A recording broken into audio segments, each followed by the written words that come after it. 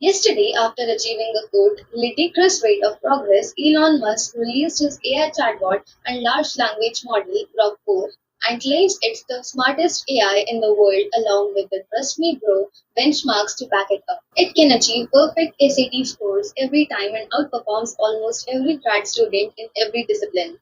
White coders have been dropping all kinds of crazy demos with it, like this 3D first person shooter built in 4 hours. And Elon himself claims it's even better than Cursor. All you have to do is copy and paste your entire code base into it. In addition, Super Grok 4 Heavy can run in parallel to solve complex problems while your obsolete monkey brain looks in awe at this beautiful futuristic UI. It all sounds amazing, but there's just one problem. Grok is literally MechaHitler, or at least that's what it's been calling itself recently, while offering unprompted praise to the original emo kid Adolf Hitch. Yes, the Austrian painter who died in Argentina in 1962. Despite this controversy, though, Grok appears to have pulled ahead in the race of AGI. In today's video, we'll put it to the ultimate test and find out if XAI just cracked the final solution to artificial intelligence. It is July 12th, 2025, and you're watching Techie. Elon Musk might have more haters than anyone else in the world right now. Libs hate him for going full MAGA, while MAGA hates him for accusing Trump of being on the Epstein client list, a list that was on the Attorney General's desk, but now magically never existed. It turns out this poor guy was just a math teacher with no clients at all. The haters want to see Elon fail, but Grok 4 is too impressive to ignore. If we are to trust these benchmarks, its reasoning capabilities are far ahead of the other top models, most notably on the ARC AGI benchmark. It's not only outperforming other models, but it's also doing it at a lower cost. And XAI is scaling up very aggressively, like they are even shipping a power plant from overseas because they haven't get it done fast enough in the United States. The thing is though, every model nowadays is cooked to look as good as possible on the benchmarks. And the one true test is to have it solve real problems in your own life.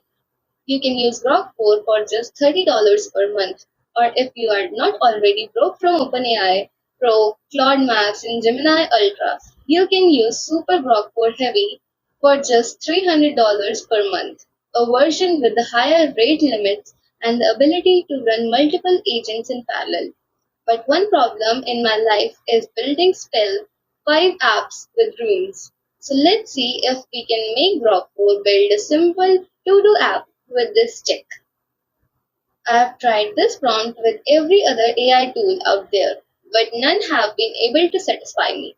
When when prompted, Grok did a ton of research. It went to documentation, it went to Reddit, GitHub, and even watched YouTube videos. And at the end, result was a full working demo that did use the new runes feature in Spell 5.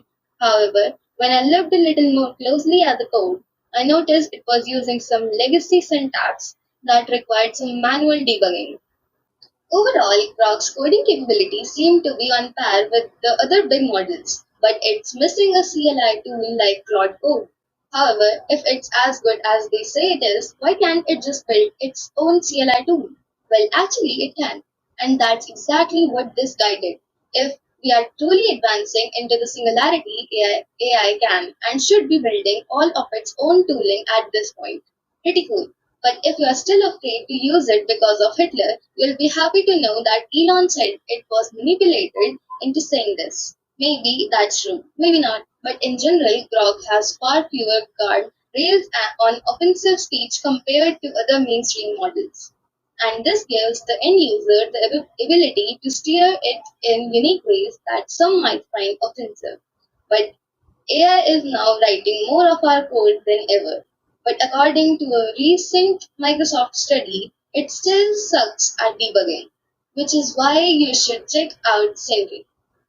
They just launched a new AI debugging agent called Seer, which developers claim is actually good and capable of fixing complex issues in one shot. That's because, unlike other AI debugging tools, Seer can access all the context that it gets from your code base, like error data, logs, and stack traces, allowing it to pinpoint the root cause with over 94% accuracy. Using this context, it automatically debugs the root cause of your issue and opens the pull request with a fix.